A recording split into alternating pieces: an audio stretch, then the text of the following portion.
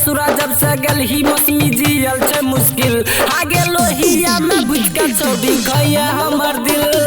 ससुरा जब से गल ही मौसमी जियल छे मुश्किल हे गे ससुरा जब से गल ही मौसमी जियल छे मुश्किल हाँ लोहिया में बुझ के चौड़ी गया हमर दिल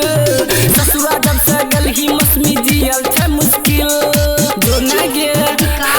जो न गे बेवफा सनम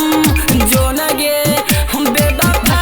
सनम जो न गे मीठी मीठी बतिया में हमारा फसेला ही दिलवा से दिल लगा के केना छोड़ गेला ही केना छोड़ गेला ही केना छोड़ गेला गे मीठी मीठी बतिया में हमारा फसेला ही दिलवा से दिल लगा के केना छोड़ गेला ही रोजे याद आवो तोहर गाल पर के तिल हाँ गे रोजे याद आवो तोहर गाल पर के तिल लोहिया में बुझ के चौड़ी गया हमर दिल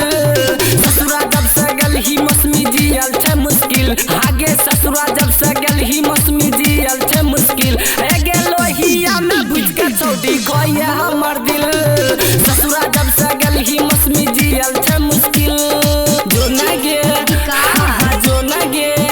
बेवफा सनम जो न गे बेवफा सनम जो न गे अमित आर्या के साथ भेल बेमान गे तोरे चलते जानू अब बन बसतान गे बसतान गे बन बसतान गे अमित आर्या के साथ भेल बेमान गे तोरे चलते जानू अब बन बसतान गे रविंदर कहो प्यार के छीने काबिल सुन के राजेश के दिमाग गल हिल लोहिया में बुझ के चौड़ी गया हमर दिल हे गे